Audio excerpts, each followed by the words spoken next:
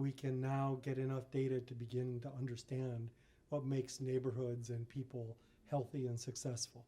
And the reason is that suddenly we have enough data from things like cell phones and credit cards and things, that scary big data stuff, can also be used in positive ways to really help understand us. And then a concrete thing, which is that social interaction is really the core of health and innovation. It's not individual education, it's not medical stuff. We're really social animals in a way that's much deeper than most people think. This is really about, there's a sea change in understanding people where it becomes not just, hype and opinion, but actual science. And that we can begin to actually understand what it is we need to do, which is a really mind-boggling concept because it changes politics, it changes everything about how we manage ourselves. And I gave a couple of examples, but the key one was development of children. While education is important in development of kids, far more important is appropriate social interaction. So if you one is education is maybe 20%, but the other one is 80%. And we're so focused on the individual in the society and the sort of mantras of freedom and individuality that we tend to downplay that. But actually, interaction with people from other backgrounds, from other economic classes, is key for actual brain development, let alone capability development. It's understandable that this data is scary to people. Who's going to manage it? What are they going to do with it? But as a scientist, this means that for the first time, you can get answers to things that are core questions about how we organize our society. Like, for instance, what is a good environment for raising a kid? There's been a century of research about this. There's still no clear answer. I mean, if I look at medical things, for instance, are you supposed to drink coffee or not? I don't know. There's only been, a century of research about it? That's crazy. If we had access to these sort of large data sources, we could answer things like that definitively. We could debate whether we want to do it or not, but we could at least know what the statistics are and then debate the meaning of the statistics. So that's one side of it. The second thing is the stuff I've been doing for the UN General Secretary. So we tend to think of ourselves in this society, but that's incredibly selfish and limited.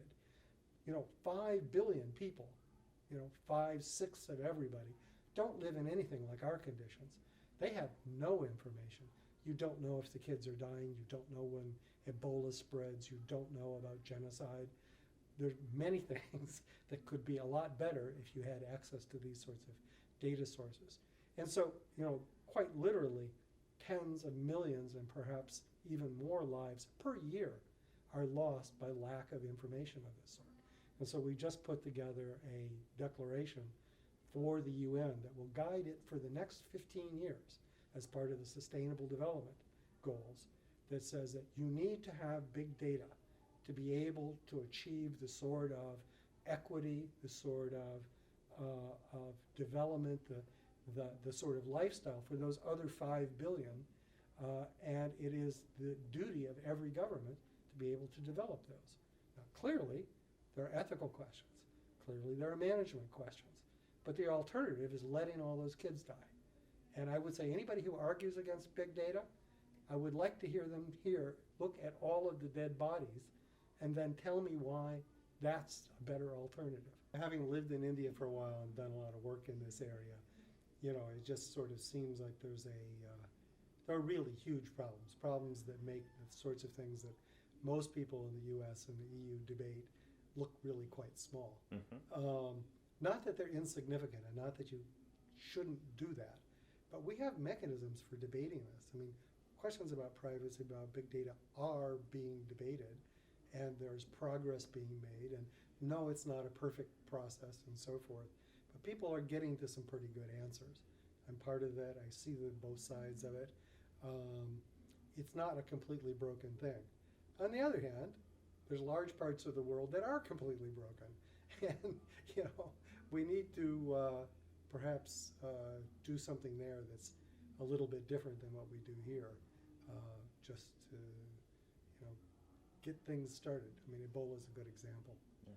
People don't want phone records released, but the phone records would be immensely valuable in this particular pandemic. So this is part of a movement which is called computational social science. And it's the idea that using the new sort of capabilities that are out there in a research context, which is like a medical research context. Mm-hmm. There's, review by federal authorities and privacy stuff out the wazoo and all that security stuff. In that context, many people are beginning to believe that the social sciences, the political sciences, the management sciences are really going to have a revolution. They're going to become things that work.